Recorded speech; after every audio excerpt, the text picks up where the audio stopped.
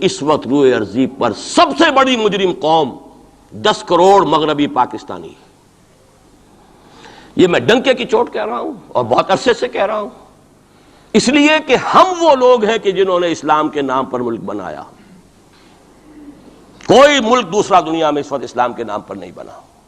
ہم وہ لوگ ہیں پاکستان بنانے کے لیے لاکھوں جانیں مسلمانوں کی کلمہ گوؤں کی گئیں اور ہزاروں عصمتیں لوٹیں، اور نہ معلوم کتنی مسلمان لڑکیاں اور عورتیں جو ہے رہ گئی پھر بھی ہمیشہ ہی سکھوں کے پاس، اور وہ آئی نہیں پاکستان اس اسلام کے نام پر. اور کیا کیا ہے ہم نے؟ 46 برس ہو گئے، اس کہاں اسلام ہوا.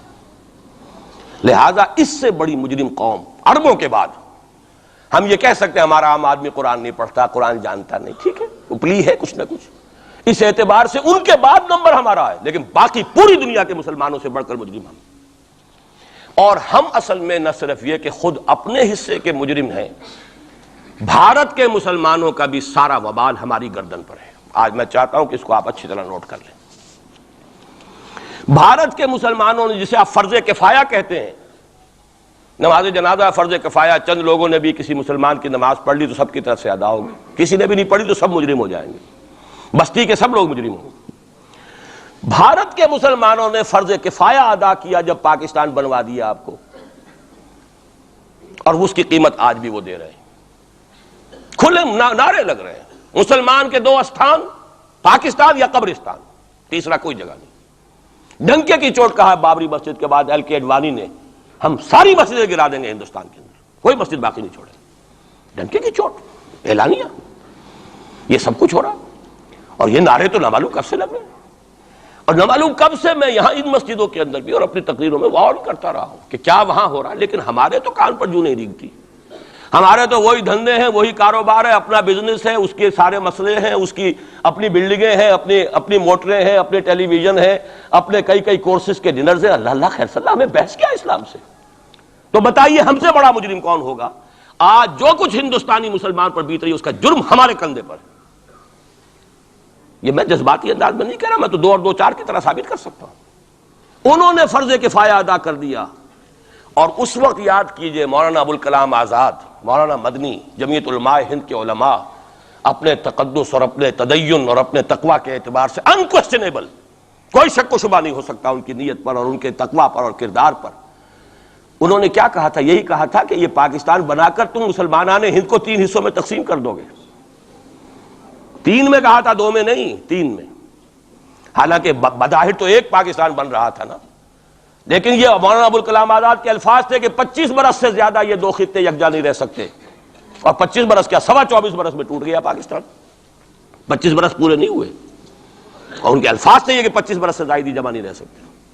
24.25 برس میں ختم ہو گیا. 16 دسمبر 1970 کو پاکستان ختم ہو گیا کہ نہیں ہو 71 کو. بہرحال نوٹ کرنے کی بات ہے. ہم نے کیا کہا تھا؟ میں بھی مسلم لیگی تھا، میں نے بھی نعرے لگائے ہیں، چاہے غیر شعوری دور تھا، ہائی اسکول اسٹوڈنٹ تھا. پاکستان کا مطلب کیا، لا الہ الا اللہ، فلک شگاف نعرے لگائے ہیں.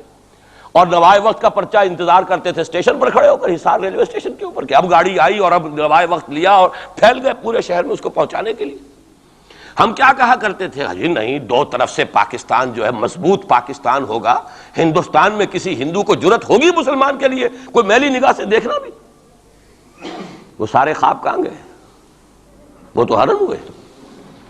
وہ 2 طرف کا جفا تھا وہ تو ختم ہوا، اس لیے کہ وہ زنبور تو اب رہا ہی نہیں، وہ تو کھل گئی، نوٹ ہی ختم ہوئی وہ مشرقی پاکستان. اور حال یہ ہے کہ آپ کی وزیر اعظم بنگلہ دیش نے یہ بھی پسند نہیں کیا کہ بابری مسجد پر جو بیان تھا وہ نواز شریف صاحب کے ساتھ مشترک بیان دے دیں.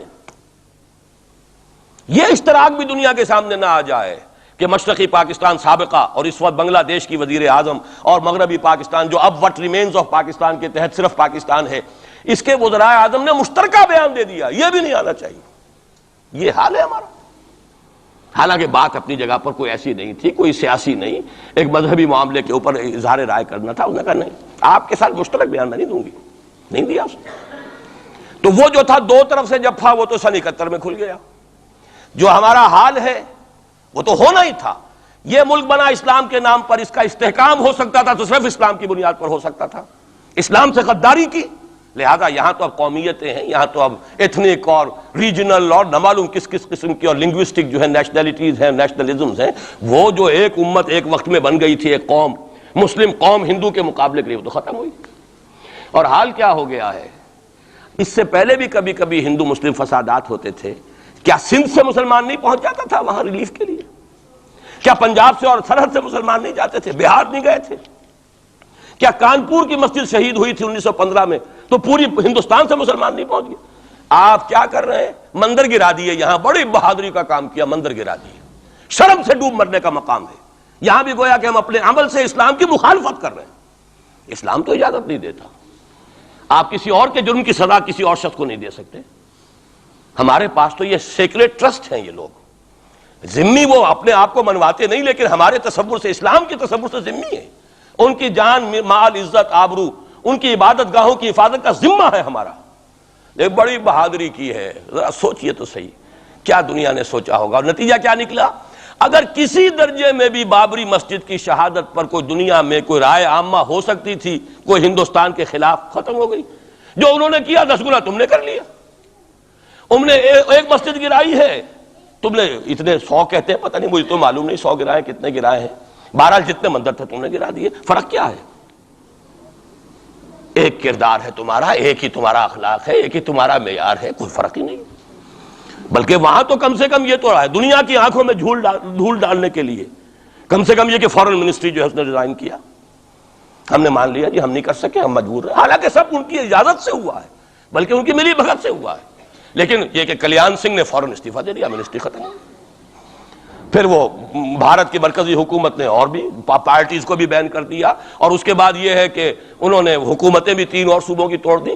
وہ تو سرخرو ہو گئے پوری دنیا کی جو رائے عامہ ہے، ہم اس کے سوا کیا کر سکتے ہیں؟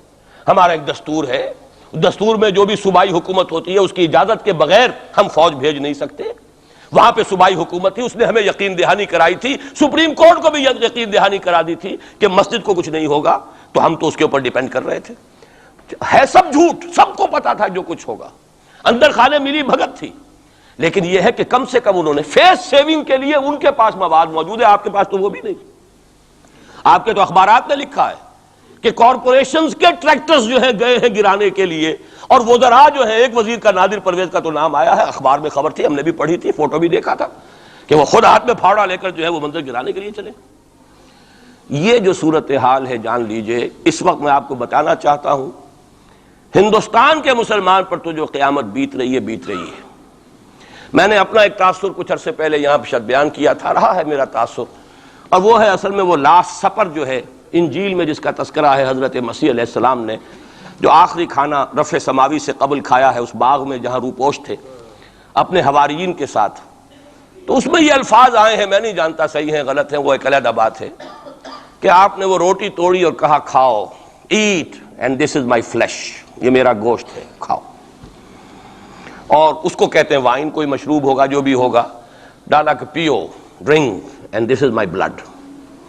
میرا احساس ہمیشہ یہ رہا ہے، اس کے بعد کچھ ماند پڑ گیا جب یہاں مسلمان نے یہاں مارا ہے اور کچلا ہے اور زندہ آگ میں جلایا، پھر بات ختم ہو گئی، میرے دل کے اوپر سے وہ احساس ختم ہو گیا۔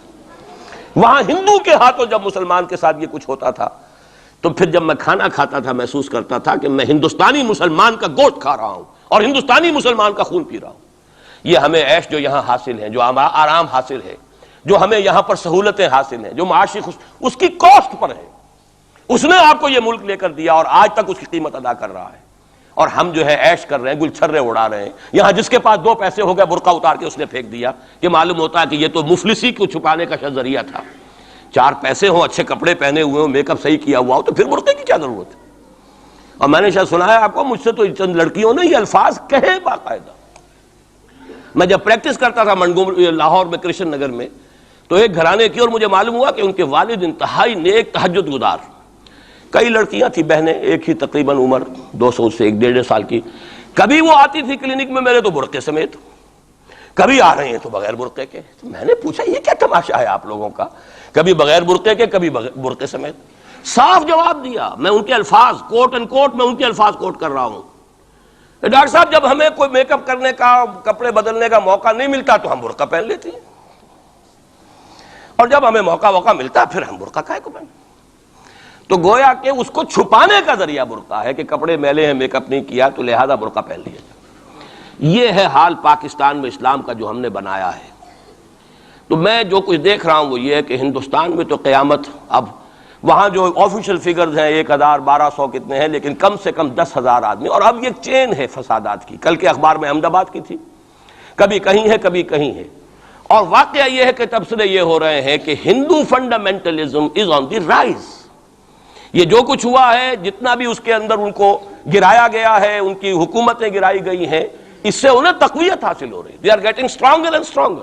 کانگریس کے لیے اب اپنی جو ہے جان بچانی مشکل ہے، اور اس وقت سب سے بڑا ان کے لیے جو ہو گیا وہ یہ ہے کہ وہ کمیونسٹوں کی سپورٹ کے بغیر چل نہیں سکتے، اور کمیونسٹ جو ہے وہ ان کی جو اس وقت وہ امریکہ کے زیر اثر جو اپنی اکنامک پالیسیز چینج کر رہے ہیں اس کا ساتھ دینے کو تیار نہیں۔ تو یہ ڈائلیما ہے۔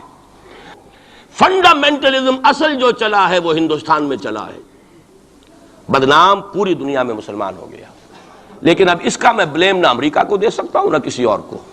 یہ تو اے باد سبا ہی ہم آوردہ توستی، ہمارا اپنا کیا دھرا ہے۔ یہ 1925 یہ جو دوسری جماعتیں ہیں، وی ایچ پی ہے، وشوا ہندو پریشد، یہ اس کی ایک ذیلی تنظیم ہے، جیسے جماعت اسلامی کی ذیلی تنظیمیں ہیں اسی طرح کی ذیلی تنظیم ہے۔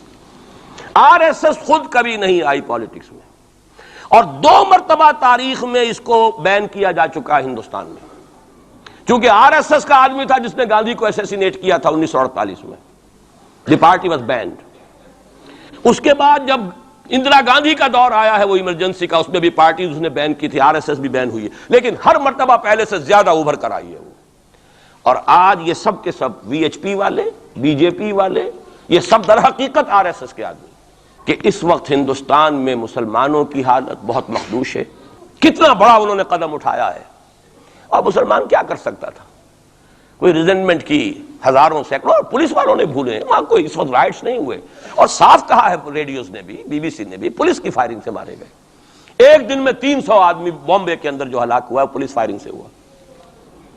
کیسے مقابلہ کر لے؟ فوج کا کیسے کر لے؟ پولیس کا کیسے کر لے؟ اس اعتبار سے جو کچھ وہاں بیت رہی ہے وہ تو بیت رہی ہے، جو ہم پہ گزری سو گزری مگر شب ہجراں۔ اب یہ معاملہ پاکستان والوں کے سوچنے کا ہے، جو ہم پر گزرے گی۔ کچھ لوگ ہمارے ہاں بڑے دانشور بنے پھرتے ہیں اور بڑے شوق سے ارے ہندوستان ٹوٹ جائے گا، وہ تو ٹوٹے گا، لیکن اس کے ٹوٹنے سے پہلے تم پر جو آفت ٹوٹے گی اس کا تمہیں تصور نہیں۔ تم سمجھتے ہو کہ یہ جو لکیر کھینچی ہوئی ہے سرحد کی، یہ بچا لے گی، جبکہ اصل مجرم تم ہو، میں ہوں، آپ ہیں، جنہوں نے ان کی کوسٹ پر یہاں عیش کے اپنے ایوان سجائے ہیں، ان کا خون پی رہے ہیں یہاں پر عیش گاہوں کے اندر۔ ہم ہیں اصل مجرم، تو ہم در حقیقت وہ عذاب الہی جو ہے بالکل سر پر آ چکا، اور یہ میں بتا چکا ہوں کہ اول نمبر مجرم مسلمانان عرب، نمبر 2 مسلمانان پاکستان۔ لیکن قوم یونس کی طرح سے ایک امکان ہے کہ ہم ابھی توبہ کریں، روئیں، گڑ گڑائیں، فیصلے کریں، زندگیوں کو بدلیں۔ انفرادی توبہ جب تک نہ ہوگی تو اجتماعی کیسے ہو جائے گی؟ افراد کے ہاتھوں میں ہے اقوام کی تقدیر، ہر فرد ہے ملت کے مقدر کا ستارہ۔ ہماری بیماری کیا وہ کر دے، میں بیٹھا رہا ہوں، میں تو اپنے دھندے، اپنی دکان، اپنا کاروبار، اپنی فرم، اپنا پروفیشن، میں تو اس سے نہیں لوں گا، اور لوگ کر دیں، بہت کریں گے، کوئی تھوڑے سے چندے دے دیں گے، بس بہت ہے، باقی ہمارے عیش، ہمارے کاروبار، ہمارے پروفیشن، ہم اس سے وقت کیسے نکال لیں؟ کیسے ممکن ہے؟ پھر کسی کے ہاتھ میں ہاتھ کیسے دے دیں؟ کسی کو امیر مان لیں، اس کا حکم مانیں؟ جبکہ دنیا میں جیسا کہ میں نے عرض کیا، وہاں کیا ہوتا ہے؟ آر ایس ایس کے اندر اگلا امیر بھی وہ منتخب نامزد کرتا ہے پچھلا امیر، اور اپنے پاس رکھتا ہے ڈکلیئر کر کے کہ میرے بعد یہ ہوگا، تاکہ ٹریننگ اس کی زندگی میں لے لے، اور نظم چل رہا۔ 25 لاکھ اس وقت ان کے والنٹیئرز ہیں پورے ہندوستان کے اندر۔ ہمارے ہاں جماعتوں کی سپلٹ ہو رہی ہے، ٹوٹ پھوٹ ہو رہی ہے، اور نئے محاذ ایک اینٹ روڑے اور جمع کر کے، لیکن سب کو معلوم ہوتا ہے کہ یہ سب جمع ہوتے ٹوٹنے کے لیے۔